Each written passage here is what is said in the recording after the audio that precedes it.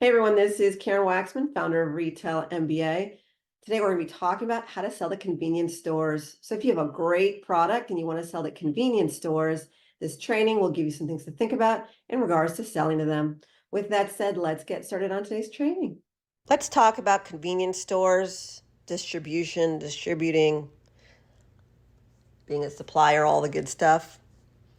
Convenience stores are awesome because there's so many of them.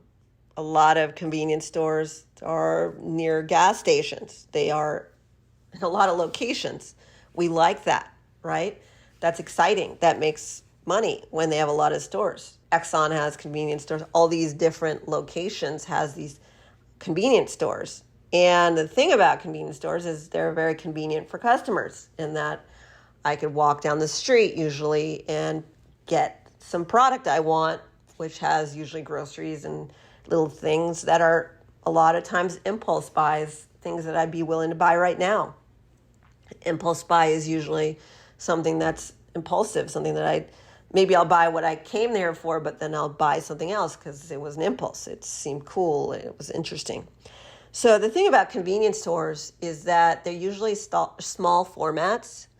So they have smaller locations, meaning they can't fit as many products in stores. So number one, the annoying part about selling to them is that although they have so many, they are more strict with what they buy. And they tend to buy a lot of stuff through distributors, which is also annoying if you can't get a distributor to represent your product. But if you can, big money. A lot of people don't feel like going store to store, opening up accounts, getting the convenience store to buy your product from you. But a lot of times people have to do it until they get a distributor to pick up their product.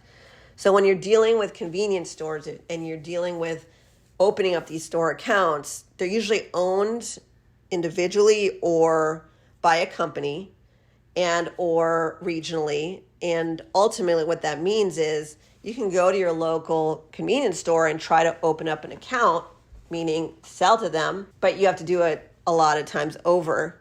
And some will say yes, hopefully, and some will say no. If you have a decent product, hopefully some will say yes. And usually there's someone there who's buying products for them. When you're dealing with a distributor for these types of situations, they've done all the work. They have people who are actually walking around all day dealing with these accounts. Because when you're selling to a convenience store, when the product ends, you need more stuff. And so there's a lot of movement. There's a lot of interaction there. It's a complicated business because if you give them a little display of a bunch of products and it sells out, then you need to put more in. And some stores do better than others. It really depends on your product, where it's placed, what it is, and so forth. So there's a lot of movement with convenience stores, which is why people like working with distributors in that scenario, because the distributors have feet on the street doing this all day long and they can keep up with the supply and demand. However, you also need to decide how big you want to go. If you work with a distributor, they're going to open up lots and lots of stores, and there's a lot of moving parts. But also, when you work with a distributor, they're actually going to take a decent chunk of your income because they're expecting a return for their efforts, right? Typically, it can be 20 to 30% sometimes for how much money they want. Based on like your entire amount of money you can make, they want a piece of that. Also, they need to make sure that the product's going to sell. You need to make sure that you give them good marketing collateral so that it converts when they're walking around. They're saying the right things about your product. There's effort here with selling at convenience stores, but they have so many, so that's very exciting. So you technically can go after convenience stores yourself without distributors, and people do it all day long. I have customers who do that. Then there are others who actually have to drive farther and go bigger and open and continue to do that until they get the distributor to pay attention to them. A lot of you are trying to get the distributors to talk to you, but they're not picking up the phone. I'll tell you the number one way to get a distributor for convenience stores to listen to you. It's you sell first and do all the work, and then they'll pick you up and then they'll expand it. That's usually how these people work at these companies. They like low-hanging fruit, easy money. That doesn't mean you shouldn't try to go after a distributor and get them to work with you. Sometimes you just have a really interesting thing and they know they can sell it really easily. Unfortunately, the world doesn't work that way. That's why we have a system called Retail MBA, where we walk you through how to approach, pitch, and sell to them, how to get them to buy, all the things, how to work with distributors, in case you can't really scale up. People aren't paying attention to you, and you have to do the work yourself because you're an entrepreneur, you're a business person, and you just have to do the work, which is super annoying because you'd rather have someone else sell your product for you, but it doesn't always work that way. Also, you have to make sure that your packaging is appropriate for these stores and so forth. That's the other thing in regards to working with convenience stores. If you have small items, they might make you have a counter display. You're liable for that because it's your name and your packaging, your branding all over it. But the good news about a counter display for these types of stores is it contains your product. You can say nice things about your product, and also they buy more quantity in those little counter displays. So you have to do your market research to find out if your product needs a display or doesn't.